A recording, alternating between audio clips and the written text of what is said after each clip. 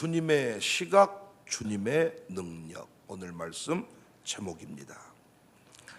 중풍병자를 예수님이 치료하시고 한 사람을 부르시는 장면을 오늘 본문은 소개하고 있습니다.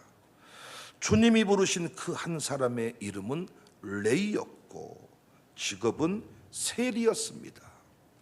당시 세리는 파렴치한 인물의 대명사였고 사람들이 공공연하게 죄인이다 이렇게 불렀습니다. 모든 사람들은 동족의 피를 빨아먹는 사람이다, 아주 막대업 먹은 사람 취급을 했습니다. 예수님은 그런 사람을 제자로 부르셨어요. 27절, 그 후에 예수께서 나가사 레이라는 세리가 세간에 앉아있는 것을 보시고 나를 따르라. 우리는 세무공무원 아주 그럴싸한 분을 불렀다 생각하지만 당시 개념으로 치면 제자가 될 수 없는 인생을 예수님이 부르신 거예요. 레이는 모든 것을 버리고 예수님을 따랐고 예수님을 자신의 집으로 초대합니다. 그 자리에는 끼리끼리 동종교배, 유유상종, 세리와 죄인들이 함께 모여 있었습니다. 함께 식사하는 자리에 예수님을 초청했습니다. 29절, 레이가 예수를 위하여 자기 집에서 큰 잔치를 하니 세리와 다른 사람이 많이 함께 앉아 있다. 레이를 부르셨고 레이가 잔치를 배설하고 예수님이 그 자리에 앉으셨다. 아주 단순해 보이는 사건인데 저는 이 본문 속에서 중요한 메시지를 몇 가지 발견하게 되었습니다. 첫 번째 메시지는 예수님은 누구도 차별하지 않으신다. 희한 음성을 들었어요. 우리는 어떻습니까?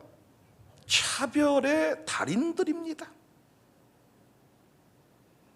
아닌 척하면서 차별하고 대놓고 차별하기도 합니다. 자녀 결혼할 때가 되면 사람 차별의 모습은 노골적으로 드러납니다. 신앙적 기준으로 말하는 게 아니에요. 장로님, 권사님도 아들, 딸 결혼할 때만큼은 야 이놈아 그 집이 뭐냐 이놈아 그 시기 대놓고 차별하는 모습을 봅니다. 우리 어렸을 때 학교에서 가정생활 조사표라는 것이 있었죠. 가만히 생각해 보니까 그 조사표가 결국 우리 인생 평가표였어. 이 표를 보고 선생님들의 대우가 달라졌어요. 한기한 장로님 그랬어요, 안 그랬어요?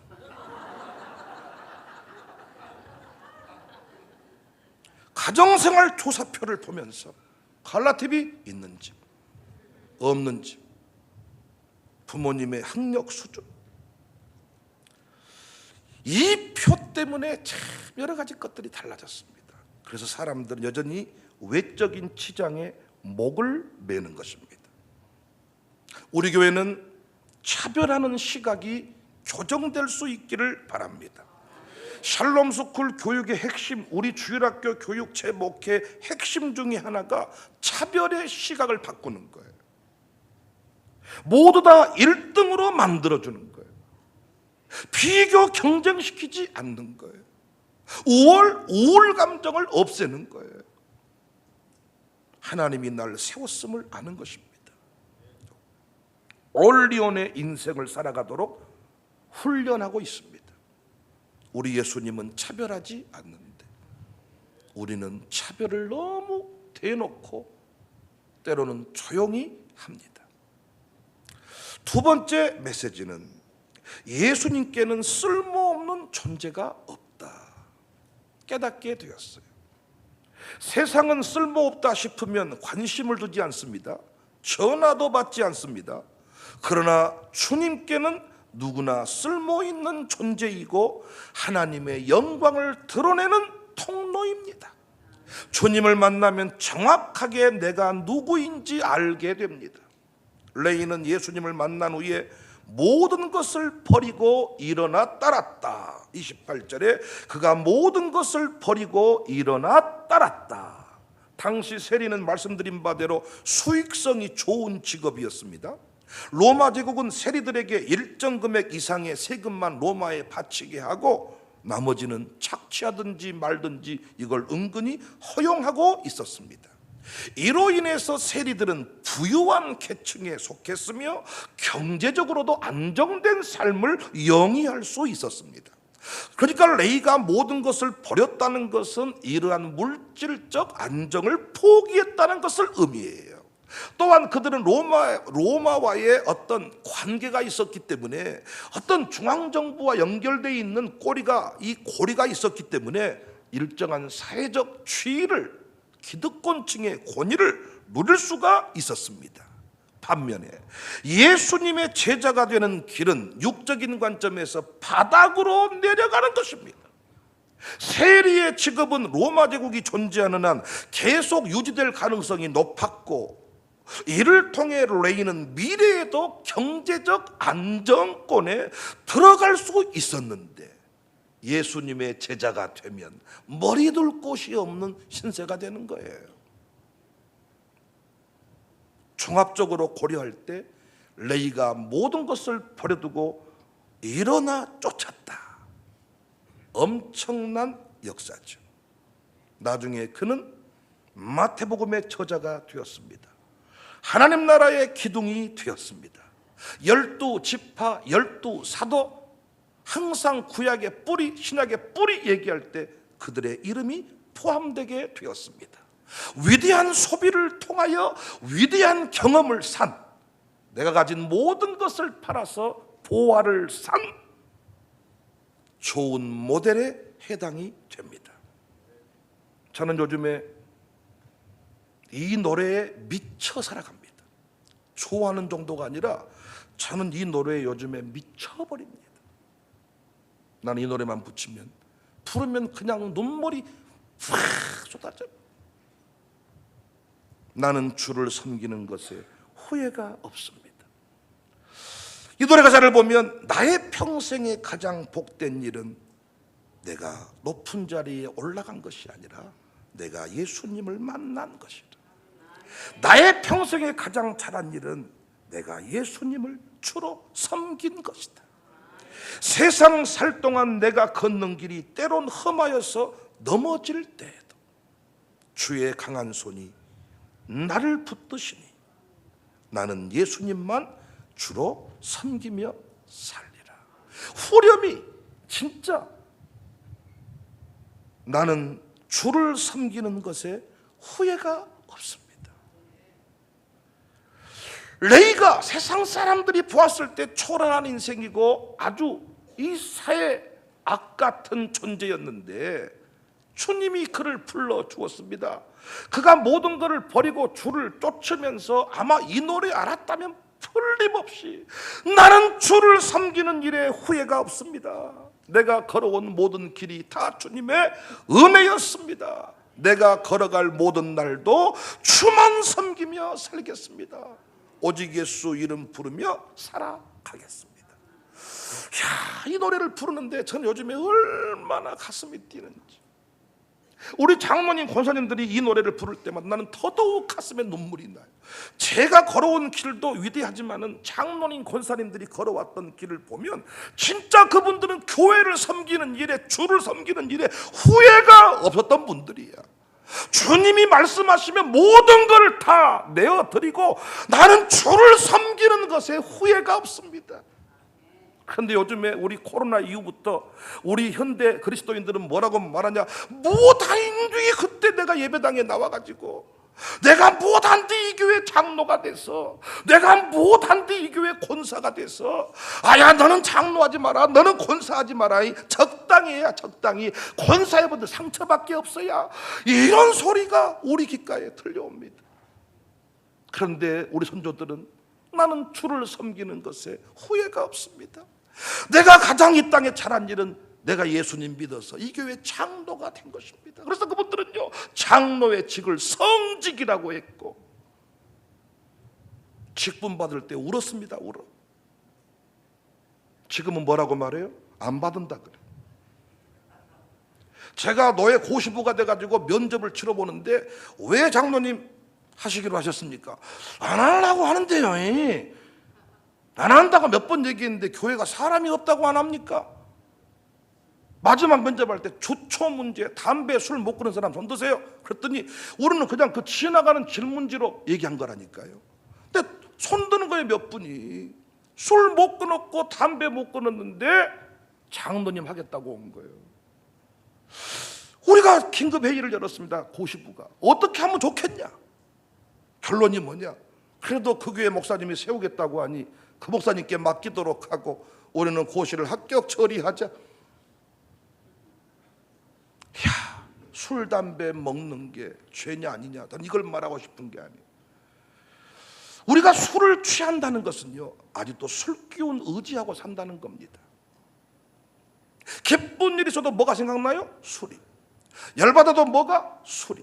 무더워도 뭐가? 술이. 추워도 뭐가? 술이. 삼겹살을 먹어도 뭐가? 술이. 해를 봐도 뭐가? 술이. 산수갑산 좋은 곳을 가도 뭐가? 술이. 어디 가든지 간에 주님이 생각나고 주님 때문에 감격이 돼야 되는데 아직도 좋은 횟감 그러면 술. 어따 술이 있어야 이것이. 아니, 주님 때문에 이 좋은 횟감을 먹습니다. 주님 때문에 내가 이렇게 멋진 고기를 먹습니다. 주님 때문에 내가 이렇게 멋진 곳에 왔습니다가 아니라 아직도 당신의 머릿속에는 뭐가 가득한 거예요? 술이 가득. 그래서 술을 못 끊은 인간들은 나는 주를 섬기는 것에 후회가 없습니다. 그따위 노래 부르면 안 돼. 나는 술을 끊어버린 것에 관해서 후회가 많습니다. 내가 어쩌다가 술을 끊어가지고 이런 놈의 신세가 되어버렸을까요? 이런 현실이 되었습니다. 주님에게는 필요 없는 사람이 없구나. 삭개오라는 사람이 우리 교회에 등록했어요. 이 사람이 양육받게 되었대. 몇 사람이 아마 양육을 포기할지도 몰라. 삭개오가요, 이번 양육은 이런저런 이유로 제가 못할 것 같습니다. 할지 몰라. 그런데 삭개오가 우리 교회로 치면 우리 교회에 필요한 헌금을 한 방에 끝내버린 거예요. 삭개오가 모든 재산을 다 주께 드리겠습니다. 삭개오의 회심이 어마어마한 파장을 일으키지 않았습니까? 주님에게는 쓸모없는 사람이 없구나. 누구든지 주의 손에 붙들리기만 하면 열방을 다스릴 수가 있구나. 깨닫게 되었네요. 함부로 제가 여러분을 평가하지 않습니다. 쓸모 있는 사람, 쓸모없는 사람, 그런 소리 하지 않습니다. 모태신앙 한계가 뭐라 그랬어요? 모태신앙의 불만이 뭐라 그랬어요? 뜨거움이 별로 없다는 게요. 오기는 오는데 항상 끄트머리에 앉고, 제가 제 아들들 봐도 찬송할 때 박수를 손가락으로 박수를. 요즘 우리 샬롬 스쿨 아이들 옆에 세워놓으면 불안해 죽겠어. 저거 자고 있냐, 노래 부르고 있냐, 자다가 자빠져 본 거 아닌가. 근데 얼마나 신기하냐면 서서도 자버린 놈이 있어. 샬롬 교육이 이렇게 위대해요. 샬롬 교육이 얼마나 위대하냐면 이렇게 눈 뜨고 자는데 설교노트를 써버려요. 자는데 설교노트를 써버려. 그러니까 우리 입장에서는 저것이 은혜를 받고 있냐, 저거 정말 주님을 사랑하기는 하냐 이러는데, 아니, 주님 손에 붙들리면, 주님이 쓰시고자 하면 그 가슴에 불을 떨어뜨려서 달려가게 하심을 믿으시기를 바랍니다. 저것이 사람 노릇하겠냐? 야, 그런 소리 하면 안 돼.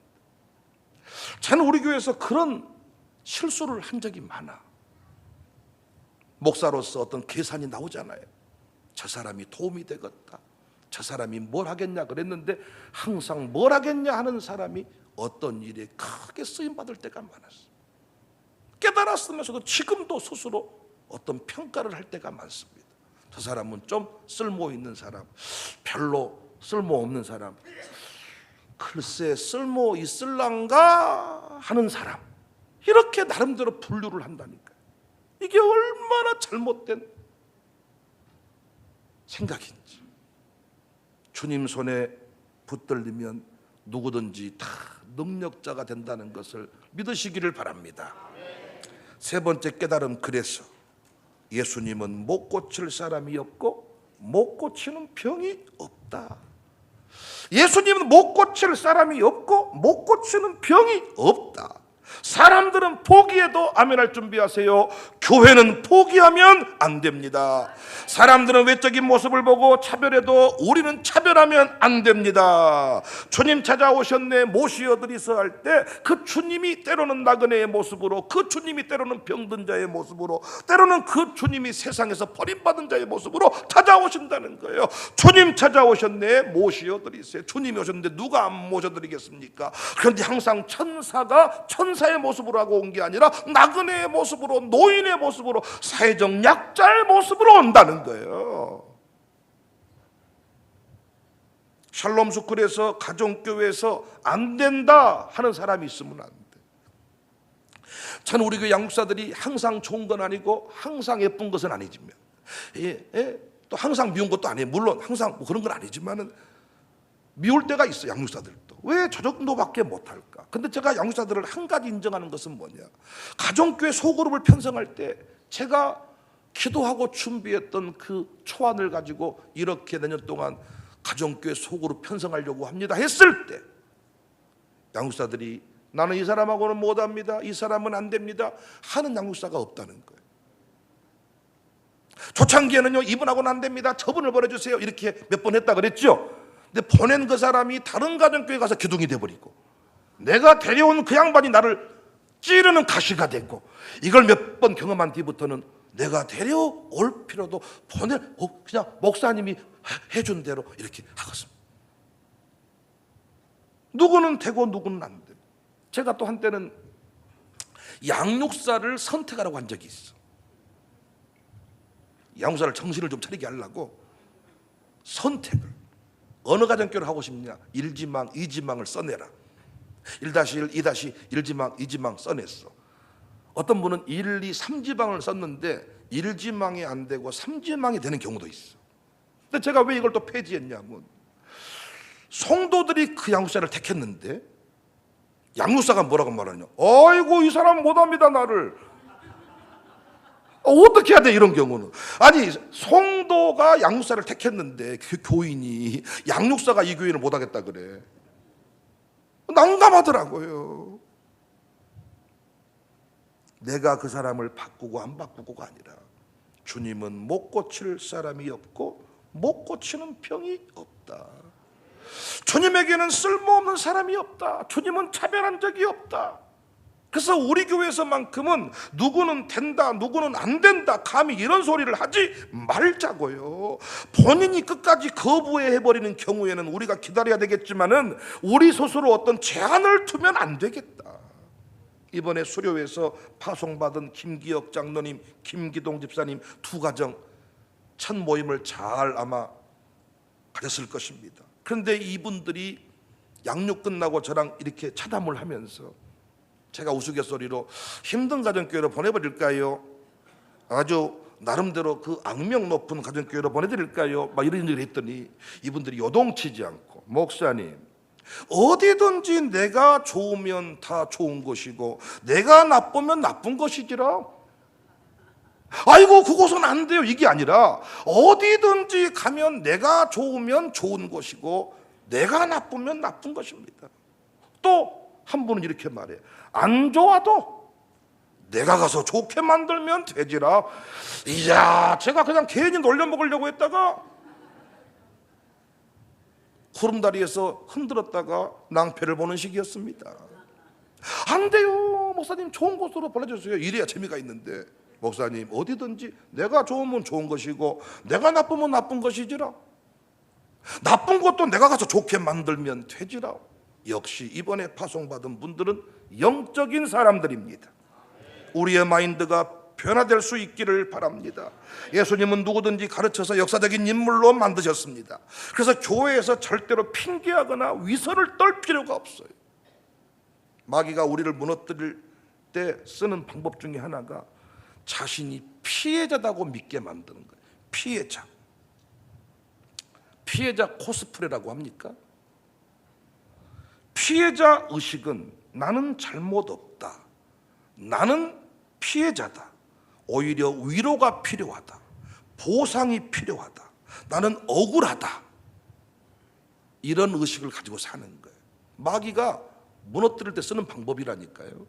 이 피해자 의식의 최대 위험성이 뭔 줄 아세요? 회개가 안 됩니다. 회개가. 그런데 의인은 없습니다. 하나도 없습니다. 그래서 스스로 죄인됨을 인정하는 것이 중요합니다. 내가 죄인 됩니다. 내가 실수할 수 있습니다. 내가 무너질 수 있습니다. 이걸 인정하는 자리에서부터 뭐가 시작돼요? 돌이킴이 시작되고 변화가 시작되고 성장이 가능해지는 겁니다. 예수님이 왜 세리와 창기를 만나셨나요? 왜 바리새인과 서기관들은 피하셨나요? 왜 세리와 창기를 만나서 그들에게 은혜를 베푸셨나요? 그들은 죄인됨을 인정했기 때문입니다. 그래서 용서하시고 구원해 주셨습니다. 반면에 내가 피해자라고 믿는 사람은 회개가 없다 그랬죠. 주님이 만나주지 않았습니다. 병자라고 해야 의사가 필요합니다. 죄인이라고 해야 구원이 임합니다. 오늘 말씀 꼭 기억했으면 좋겠습니다. 건강한 자 의인에게는 의사도 구원자도 필요가 없다. 그에게는 회개도 없고 구원도 없다. 교회에서 구원받지 못하고 치료받지 못해서야 되겠습니까? 어제 기도회 후에 나라사랑 포럼에서 임원들이 중요한 결정을 해주었습니다. 이제 나라사랑 기도회에서 매월 50만 원 이상씩 선교비를 샬롬스쿨에 보내주겠다. 그래서 본회에서 50만 원을 책정하고 그 외에 또 샬롬스쿨 피자 통닭 사주고 싶은 이런 마음이 드는 목사님, 장로님이 있거든, 교회가 있거든, 별도의 계좌에 입금을 하시면 50만 원은 기본으로 가고 플러스 알파 다 해서 보내드리겠습니다. 이것이 어떤 독지가가 감동이 되면 5천이 될 수도 있고 500이 될 수도 있어. 제가 어제 이것 때문에 기뻐하니까 어떤 분이 오해할 수 있겠죠. 50만 원씩 들어오니까 좋아하네. 이렇게 여러분이 느끼실지 모르겠습니다만 제가 기뻐했던 것은 그것 때문이 아닙니다. 고려인, 새터민, 회에 있는 어떤 어려운 그 다음 세대들, 우리는 그들을 선교지로 여깁니다. 그런데 우리 자녀들, 공동체 가운데 나라사랑 기도 포럼 안에 늘 참여하는 우리 다음 세대들을 선교지라고 보지 않아. 자꾸 선교의 대상이 밖에 있다고 생각을 하니까 오히려 전수가 되지 않더라고요. 그런데 드디어 그 의식이 우리 공동체 안에서 이 나라사랑 포럼 안에 생겨나서 우리 다음 세대들을 우리가 키워봅시다 이래가지고 장학금이 오게 됐다니까요. 근데 참 이 일이 이루어지기 전에 저희 집에서 어떤 일이 일어났냐면, 아침에 다 일어나서 저녁 예배 드렸을 땐가 아침인가 제 두 아들이 진지하게 저한테 얘기를 했습니다. 아버지, 저는 정말 나라사랑 기도회를 싫어합니다. 목사 아들이 하는 얘기예요. 아마 우리 샬롬스쿨 모든 아이들의 공통된 생각일 겁니다. 왜 싫어하냐 그랬더니, 왜 나라사랑 기도 포럼이 갑자기 우리 삶 가운데 들어와서 토요일에 평안을 깹니까? 토요일 날 모처럼 늦잠 자고 참 평화롭게 이렇게 우리가 삶을 살고 있는데 왜 나라사랑 포럼이 우리 안에 들어와서 우리의 삶을 평안을 깹니까? 피자 주지 말라 그러십시오. 통닭 우리는 먹기 싫습니다. 토요일 아침에 자유를 주십시오. 우리 집에서 일어났던 일이요. 그리고 또 이래. 그 나라사랑 포럼에 가면 아버지 그냥 고개가 그냥 떨어져 버려요. 그냥 잘라고 한 게 아니라 그냥 이미 떨어져 있어요. 그냥 이렇게 하다가 와요. 이런 얘기를 우리 집에서 나눴다고. 그런데 어제 그 결정을 해주신 거예요. 그래서 내가 이분들 앞에서 사실은 우리 집에서 이런 일이 일어났는데 오늘 이런 중대한 결정이 이루어지게 됐습니다. 그래서 회장 목사님 뭐라고 말하느냐, 그놈들 입 막으려고 성령이 나를 감동했나 보고 막.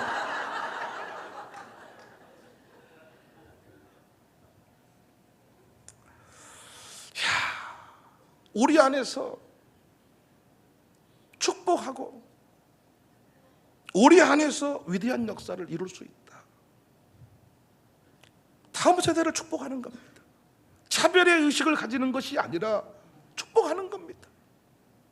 두 번째 감동은 우리 아닌 다른 사람의 몫이라 분명히 그랬어. 이 장학금은 우리 이 광주 안에서 더 나름대로 그 선교지라고 확실히 정해져 있는 그룹이 있는데 그들한테 줄 돈인데 회장님이 감동이 안 된다는 거야. 그러면서 감동이 되는 샬롬 스쿨에게 주겠다. 또 깨달은 거죠. 주님의 방법이 있구나. 어제도 그런 말씀을 회장님이 하셨어요. 주회종을 감동을 시켜라. 천사가 감동을 할 때 그 집안에 생명의 역사가 일어났습니다. 주회종의 감동, 회장님의 감동. 왜 감동이 되었을까요? 우리는 그 공동체를 존중했습니다. 저는 분명한 믿음이 있었습니다. 나라사랑 기도 포럼 안에 우리 아이들을 데리고 가면 마치 부모님들이 옛날에 가난하고 서러웠지만은 담임 목사님, 강사 목사님이 안수기도를 받으면 내 인생이 열린다고 믿는 것처럼 저는 새벽에 우리 아이들을 데리고 나라사랑 포럼 국회의원들과 이 정치 지도자와 함께 기도할 때 하나님이 우리 아이들을 저 자리에 세우실 거라고 믿었던 유별난 이 마음을 하나님은 기억하신 거예요. 여러분은 주님 손에 붙들렸을 때 쓰임받을 수 있음을, 주님이 내 아들 딸을 세계 열방의 중심에 세울 수 있음을 믿으시냐 그 말이야. 믿으시냐 그 말이야. 주님은 못 고칠 사람이 없고 못 쓸 사람이 없어. 오늘 또 주님 손에 붙들리기 시작하면 인생이 열리는 것입니다. 나이를 따지지 않습니다. 오늘 오후에 간증 한번 들어보세요. 우리 전재 장로님이 현재 나이가 몇 살이신가 한번 들어보십시오. 하나님은 나이를 따지신 분이야. 주님의 시각, 주님의 능력, 내 계산으로는 안 돼. 아니 저희 교회에서 어떻게 정치인을 배출할 수 있습니까? 비전은 선포했습니다마는 그때 우리 아멘이요. 대문 조체. 아이고 얼마나 감사하겠어. 아멘이요. 그 말이 믿어서 아멘이 아니라 아멘이란게요. 대문 좋겠다 그 말이요. 그런데 우리 이행우라는 사람이 정치적인 행보를 떼기 시작하니까 사람들이 뭐라고 할 말이 좀 없나 봐.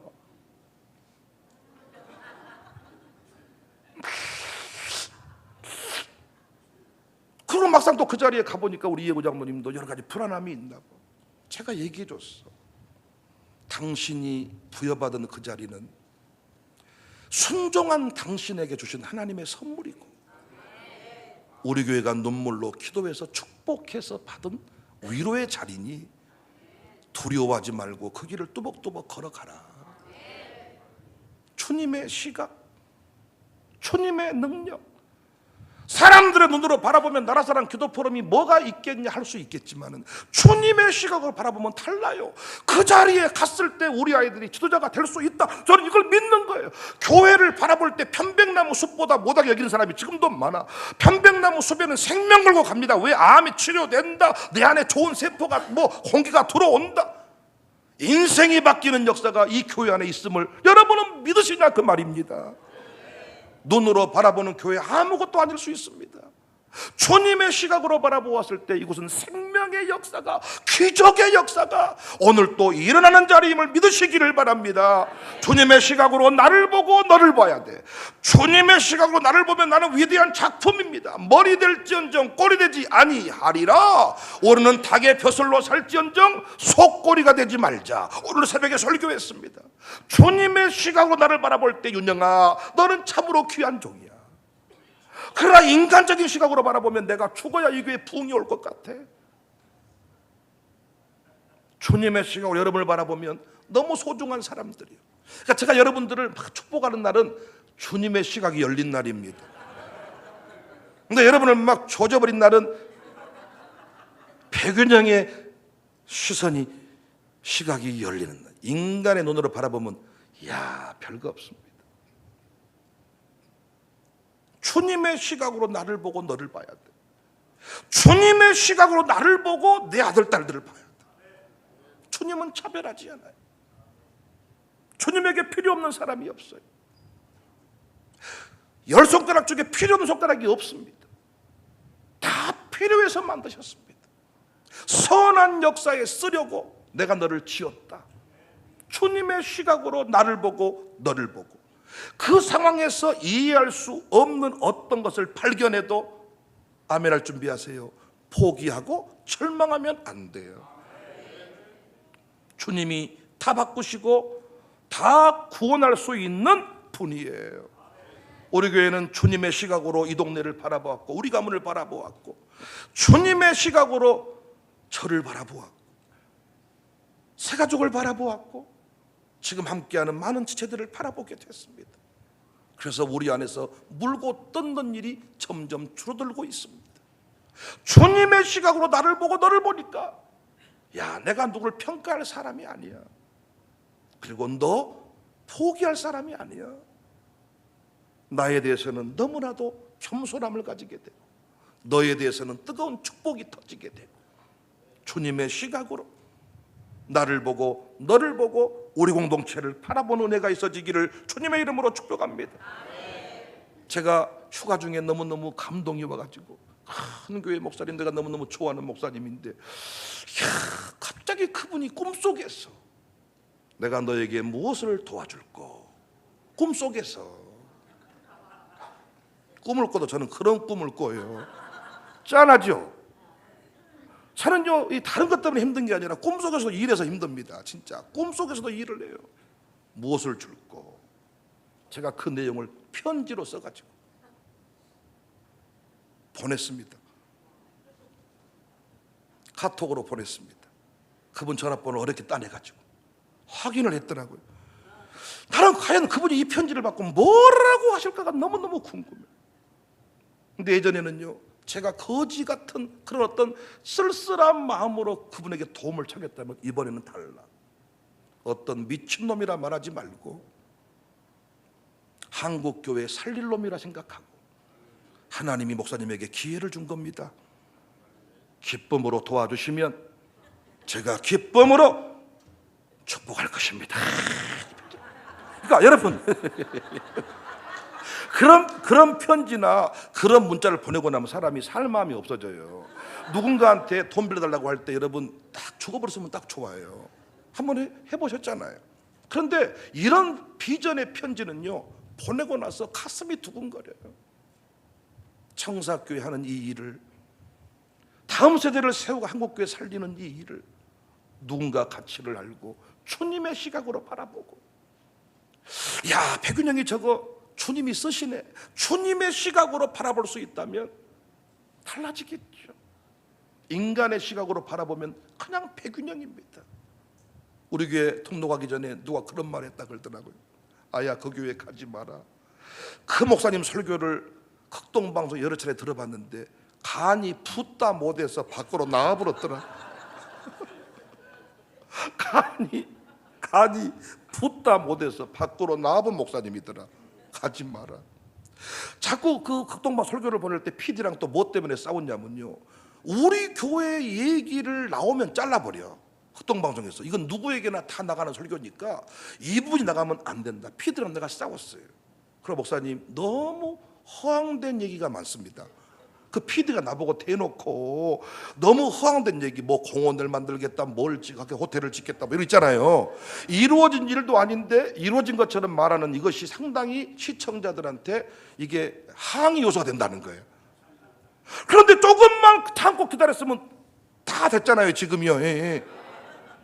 극동방송 잘라버린 이유가 거기 있습니다. 사랑하는 여러분, 주님의 시각으로 여러분을 바라볼 때 여러분은 제게 천사였습니다.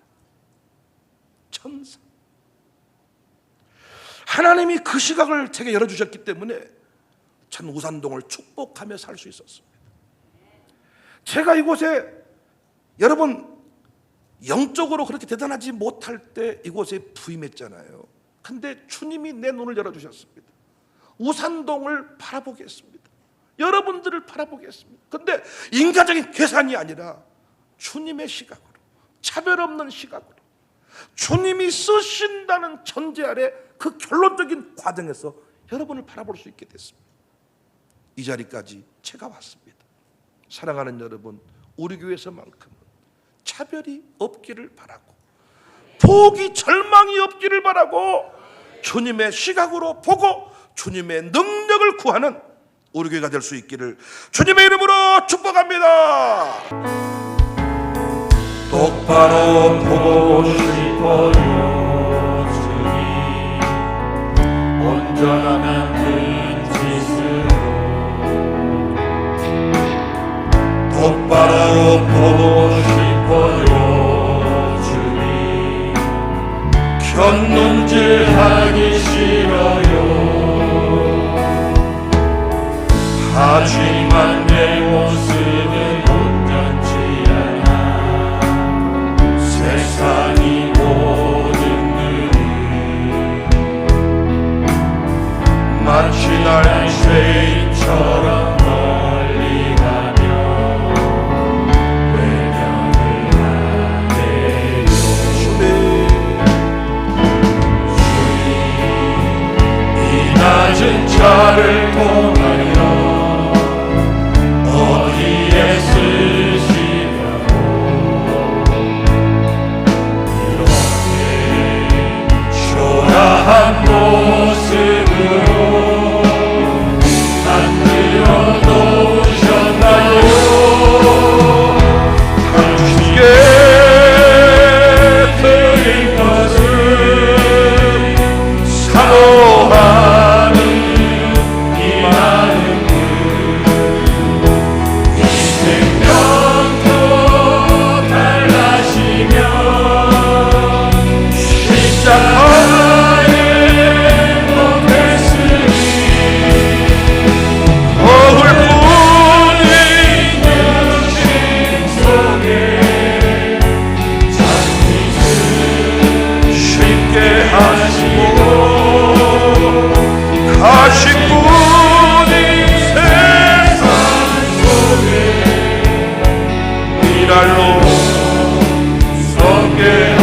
똑바로 걷고 싶어요. 주님 똑바로 걷고 싶어요. 주님 온전한 몸짓으로 똑바로 걷고 싶어요. 주님 기웃등하기 싫어요. 하지만 내 모습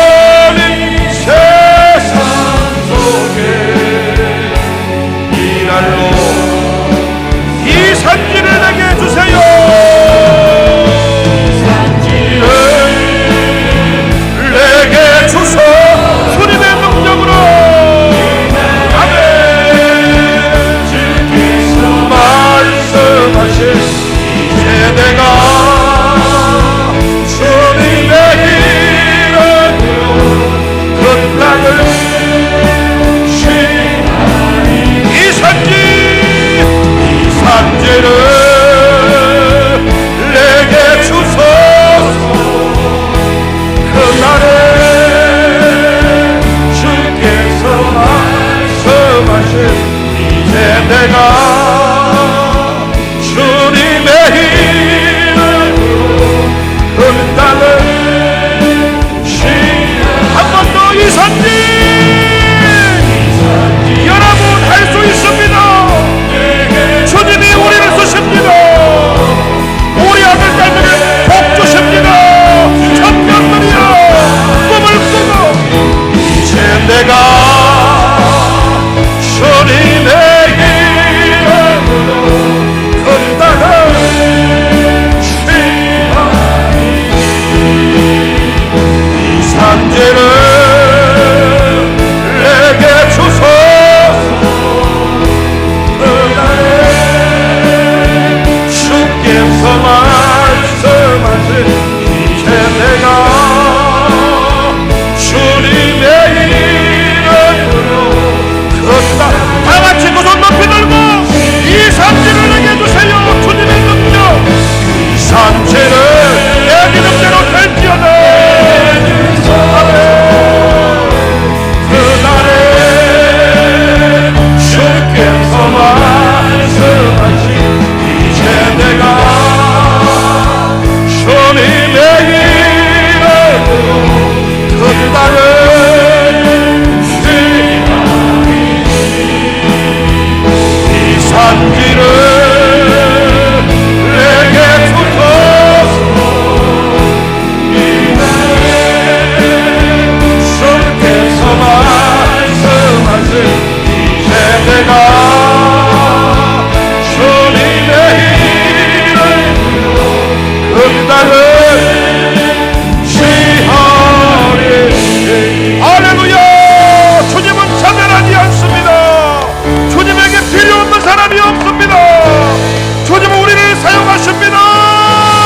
주님의 능력 위대하십니다. 할렐루야.